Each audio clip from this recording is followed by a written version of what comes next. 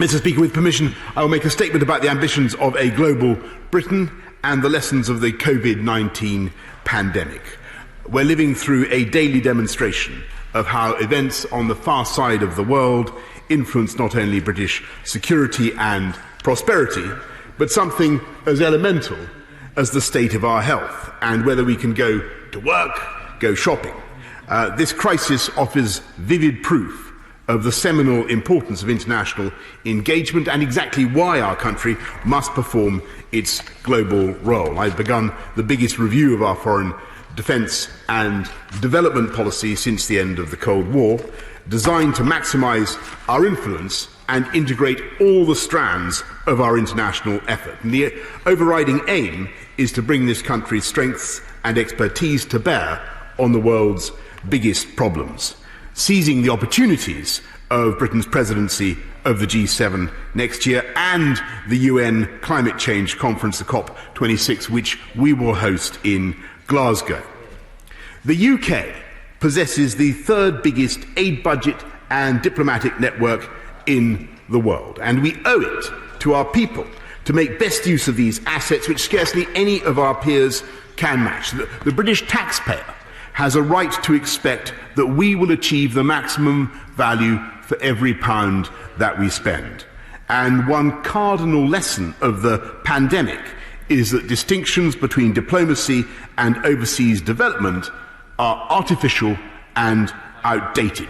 For instance, to protect ourselves against another calamity, the UK will need to work alongside our friends to strengthen international bodies like the World Health Organization and help vulnerable countries to improve their health systems and achieve greater resilience.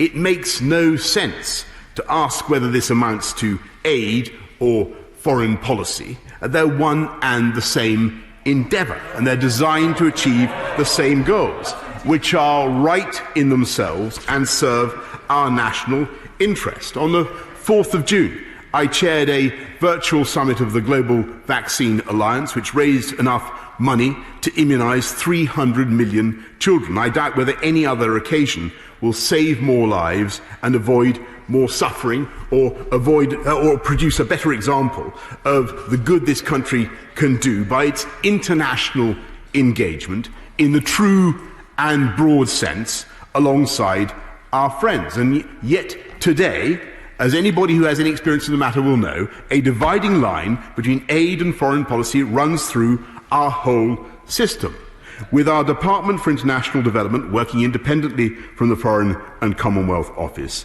and our aid budget parcelled out between different arms of Whitehall.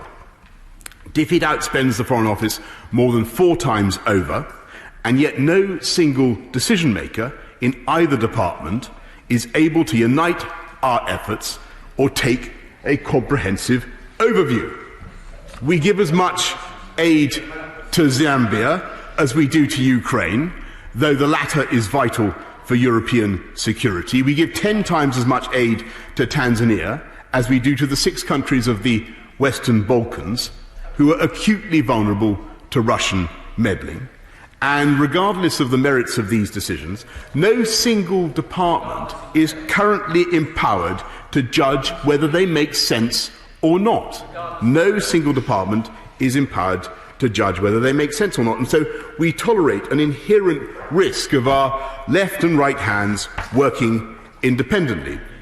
Faced with this crisis today and the opportunities that lie ahead, we have a responsibility to ask whether our current arrangements, dating back to 1997, still maximise British influence. Those well-intentioned decisions of 23 years ago were right for their time. They paved the way for Britain to meet the UN target of spending 0.7% of national income on aid, a goal that was achieved by the coalition government in 2013 and has been maintained. They went silent at that bit, didn't they? And has been maintained ever since, including this year, and which remains our commitment. Yet those judgments date from a relatively benign era when China's economy was still much smaller than Italy's, and the West was buoyed by victory in the Cold War.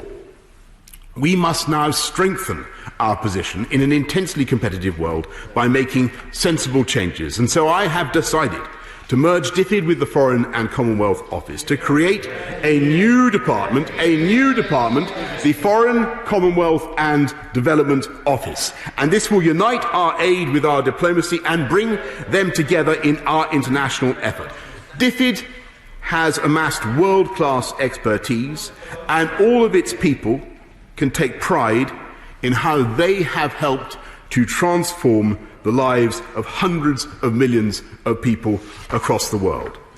To select but a few examples, they have striven to protect millions of children across the world from polio, which is now on the verge of global eradication, and they have paved the way for millions of girls to attend school for the first time in countries such as Pakistan, as I've seen for myself. They've done their utmost to ease the suffering in Syria, and in Sierra Leone they were central to the defeat of an outbreak of the Ebola virus. And all of this amounts to the finest demonstration of British values, following in the great tradition of the country that ended the slave trade and resisted totalitarianism. And it's precisely that ambition, vision and expertise that will now be at the heart of a new department, taking forward the work of UK aid to reduce poverty, and that will remain central to our mission.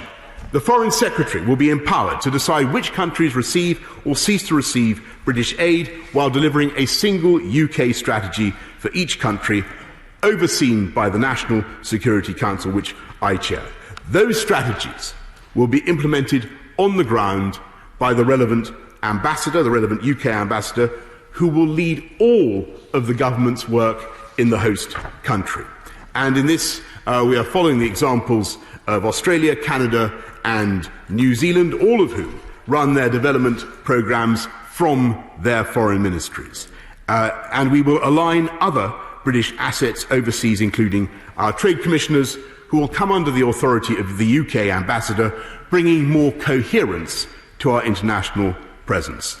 Now, amid this pandemic, this House may ask whether this is the right moment to reorganise Whitehall, but I must say that in reality this crisis has already imposed fundamental changes on the way that we operate. And if there is one further lesson, it is that a whole-of-government approach, getting maximum value for the British taxpayer, is just as important abroad as it is at home. And so this is exactly the moment when we must mobilise every one of our national assets, including our aid budget and expertise, to safeguard British interests and values overseas. And the best possible instrument for doing that will be a new department charged with using all the tools of British influence to seize the opportunities ahead. And, Mr. Speaker, I therefore commend this statement to the House.